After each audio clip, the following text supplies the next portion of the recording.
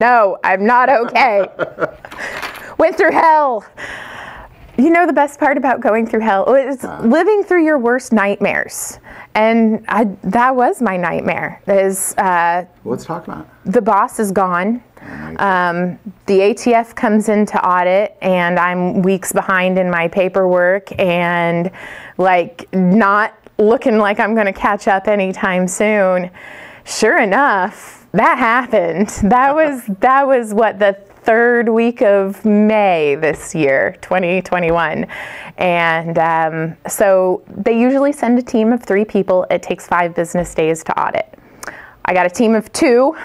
And by the end of 5 business days, they were like, please get us out of here. I'm like, welcome to my world, kiddos. So you like trapped them in. Yeah. Welcome to my world. Like, and at first they're thinking, boy, I bet she's nervous, which I'm sure you were. Oh yeah. Wow, they just wanted out of there. So what was that like? Like, did they just walk in? Yeah, if they come in, they're normal people. They look like any other normal person you would ever meet. In fact, you've probably sat down at a coffee shop next to one or at a bar and had a drink right next to one, and you never would have known what they did for a living. You know, you don't ever sit there and discuss, oh, hey, yeah, I wash windows at the Royals Stadium, or I am a ER nurse at Research Med Center, or whatever. So I like asking people what they do as their day jobs. I've actually met some DEA agents having over coffee. Interesting. Yeah, so that is interesting people, and they're cool to get to talk to and know. Unfortunately, they're here to do a job, and it is a job to find mistakes. And they're with the ATF? Yeah. That's who does those audits? Okay. Yeah, so they're the Industry Operations Investigators, IOIs. And you have a senior IOI that they all answer to, and then you have the head guy or girl for your local area. So Kansas City has 2 branches. They have Kansas auditors, and then they have Missouri auditors, and they quarter, at least in Missouri, they quarter the state up and send teams into quadrants and say, okay, you got to do the ones with the high volume.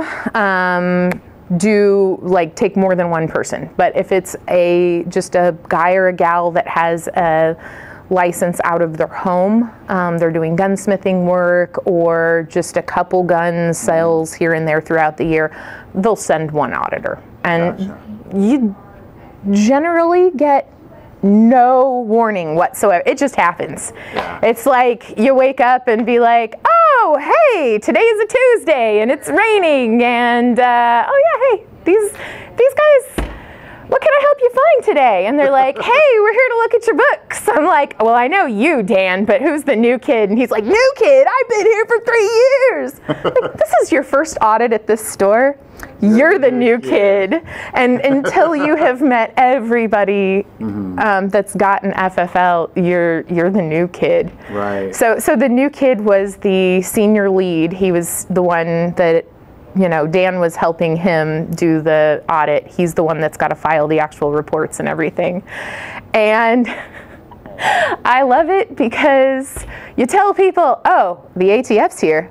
We're having an audit. And right for the door they go. I might turn around and walk out myself. If you told me that, like if I came in and you said that, I think I'd turn around. And I don't know why I would. I think I would. I'd turn around and walk out. So Friday, a couple weeks ago, I definitely wouldn't buy a gun. Oh, no, see, that's the easy part. No, it's the easy part because they're there to observe how we do business. Like, they're looking for us doing shady, underhanded, not so cool stuff. So they like follow you around the store, or how do they watch it? Like, so it's not just an audit of your books, it's really an audit of the physical function. Yeah, it's a physical inventory. So they're going to just be kind of listening in while you're running the shop, while you're doing business, while you're like helping customers, and if you're like, hey, well, that's a really good question. I don't know about transferring guns to a Florida resident on a Florida ID.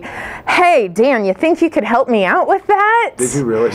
Oh God, I throw them all the hearts. I have had them jump in on our behalf as well with customers who are getting very annoyed, thinking that we are the problem with something, and that is why they're not passing their background check. And once that paperwork's signed and filled out, it doesn't leave the store. I had a customer come in very upset that I could not give him an actual copy of his paperwork that he signed and everything. I'm like, look, I can give you everything to go online, but that one that you signed that doesn't go anywhere. That's part of permanent records. That gets kept for 20 years until we can bomb them all in a fire or something.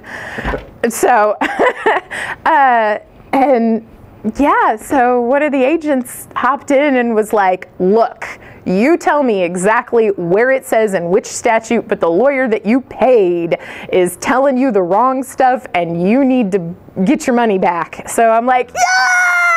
Thanks! Everybody's a legal expert when they're upset, aren't they? Very, very, very much so. Yeah, I didn't go to law school. That would have been kind of nice. I didn't either. Yeah. So yeah, probably should have. It's I really. think we'd both be a little more annoying. I don't know. I know there are some lawyers that aren't so bad. My sister-in-law's the lawyer. She's wonderful. Okay. All right. She's wonderful.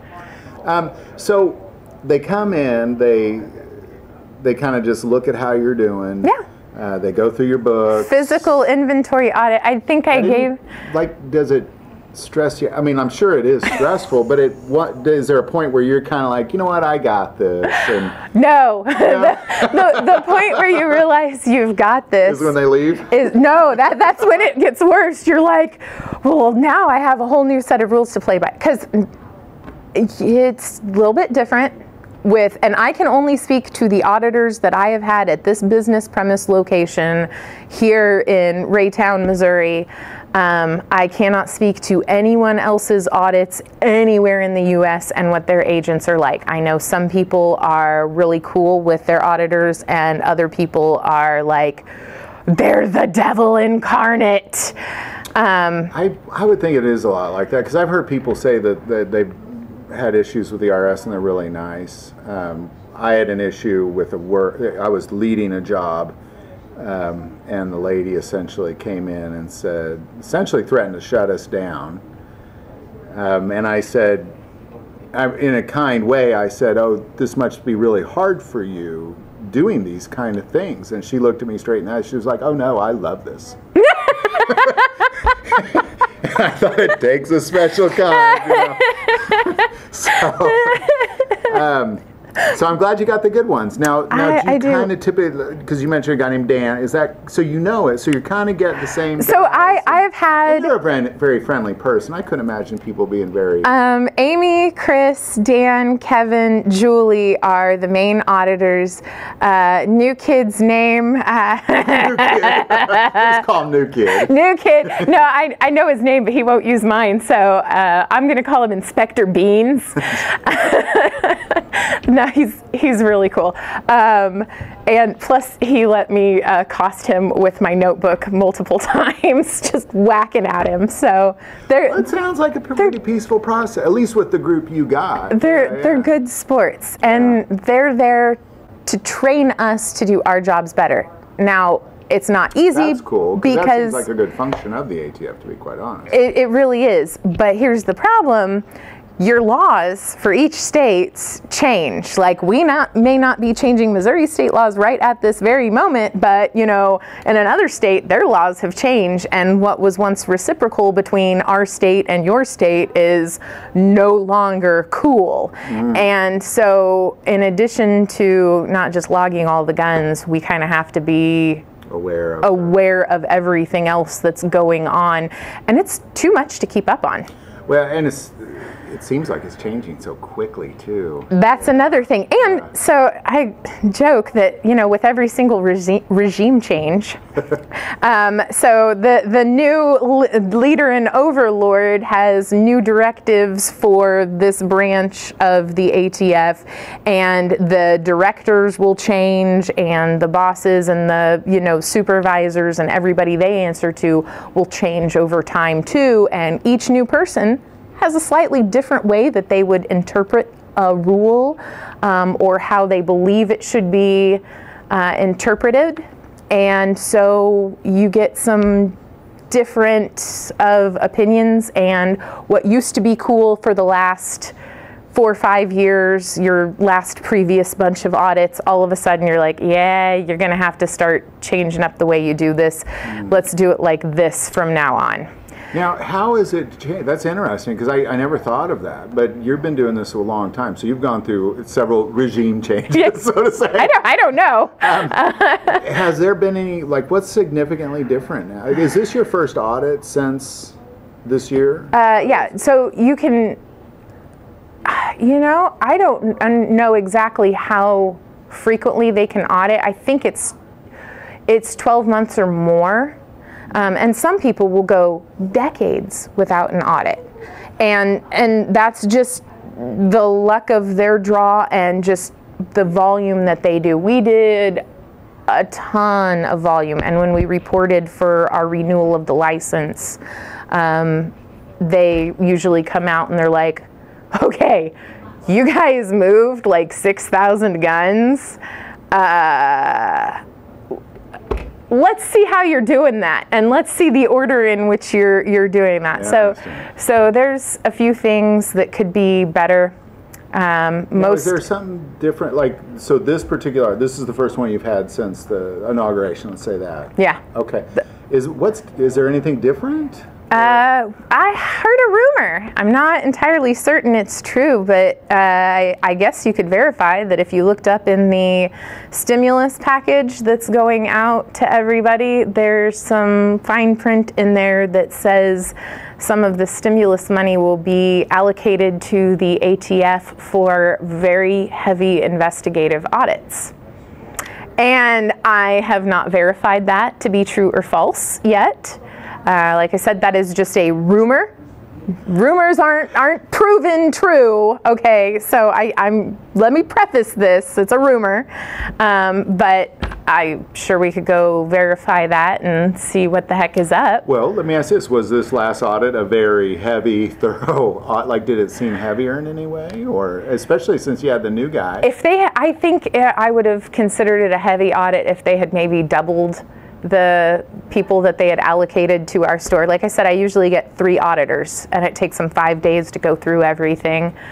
This time we had 2. So we were down 1, and they were still only here for the 5 business days. I think they only went through all of this year's paperwork and the last 6 months of 2020, so from December 2020 back to June, and they're checking for mistakes on our paperwork. Like, did somebody say, yes, I'm a fugitive for justice, and you guys still ran him anyway? What the heck gives with that? No, that didn't happen. But I'm saying these are some of the things that you could potentially find. Interesting.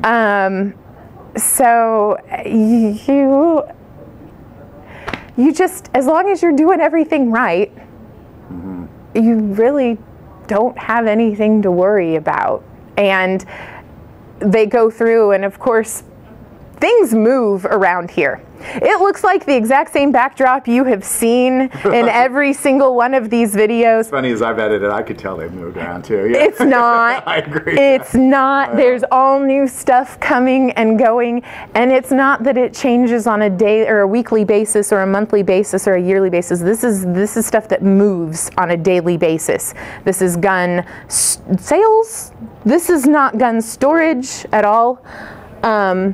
So you'll show a customer a gun, and you'll pick it up, and somebody else will pick up another gun off a rack and show another customer, and then the next thing you know, the guns go back in different places. There's used to be an order to things. So as we are selling things to the customers, they're trying to do a physical inventory audit so things get missed. And then they're like, hey, we got 17 places in your 30 books, and we can't locate these guns. Can you track those down for us? Which is like, where I'm like, heck yes, I can. As a matter of fact, I can. As a matter of fact, why, thank you. And then if I can't figure it out, I'm like, Steve, this is your handwriting. Tell me what happened here on this day when I wasn't here at the shop. And he goes, that's like over a year ago, Maggie. How am I? I'm like, well, who's this and who's this and how'd this wind up here twice? And, oh, I remember. I'm like, Thank you for a boss that doesn't have early onset dementia. So well, I'm glad you survived it. It seems like you did it in good spirits, as always. You're always in good spirits. But thank you for sharing that with us. That's interesting. I'm sorry you had to go through that, but hopefully it'll be a while before the next one. You know, I'm not sorry, because I have learned that you can live through your worst nightmares. It's hell. It really, truly is living hell. But when you look around, you see that you're right there in hell, but all of your friends are right there with you too. So really, it's not the worst place you could be. If I would have walked in and they were here, I would have turned around and walked out. I would have been like, nope, oh, I got a good one. So one of our regular customers that recently retired his FFL, he's been doing this for decades, much older gentleman, and I'm like, I'm so glad to see you. You're just the person I needed today. He's great, upbeat fella. And so I go over and give him a hug, and he's like, well, what's wrong, sugar? And I'm like, ATF audit. He goes, where? Here? Now? Yeah, they're here auditing. Well, let me out of my, I want to give them a piece of my mind. So, oh my goodness. Like, this isn't helpful at all. I'm like, well, I go, what kind of questions do you have that you think they might be able to answer? And I want to ask them these questions. So he walks into the conference room and starts talking to them, and they go, hey, Don. They know him. They knew him.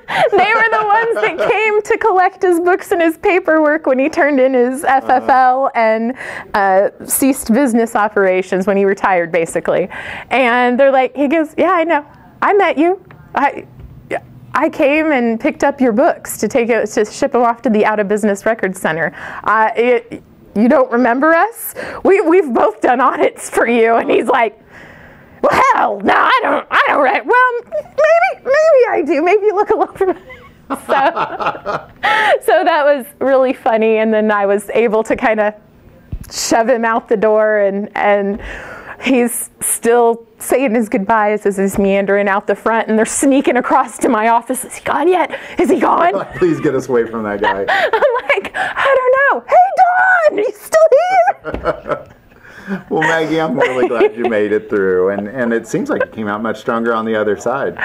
You know, I'm not going to complain. We're still here. We find out Tuesday, this coming Tuesday is the very last day, is the final wrap-up. They go over those 17 guns that I had to find out of my 30 books. Oh, so they're coming back on Tuesday? Yeah. Okay. So, well, next time we talk, we'll talk about how the final report went. And yeah. Which reminds me, would you have any questions for me to ask them? I keep a list and I keep a bunch of notes. We should throw this out for people to ask. Like in the comments below. These guys, I'll put this video out today. These guys don't make the rules. They are just there to follow them. So please just realize that, you know, you don't flame them. They're normal people. They're just here to audit and make sure that I'm doing my job correctly. They're checking the gun librarian's work. That's really all they're here to do. If you have questions or something that I can put forth to them, I will happily do that. Put in the comments for sure. That's a good idea. We'll come back and answer. Great. Thread them in something. I'll put a high internet. ATF question. High internet ATF questions go here. So yeah, maybe something like that, and we'll see if we can't have a few more questions, comments, and concerns to throw at them. Sounds good. Let's make their life actually, I might ask some myself. Pretty pleased. Yeah. Tuesday morning, I think they'll be back here. So they usually get here early, and it'll be quick. Good. It'll be a real quick thing. Well, Maggie, thank you so much. So thankful for you as always, and thanks for taking the time. Like, if I would have known you would have gone through all that this last week, I might have rescheduled. I feel bad, but you seem like you're in good spirits. So. No, this is great. Hey, you never know how tough you are until you walk through the fire. That's right. So good job, Maggie. Thank you so much. Appreciate it. Thanks for hanging out.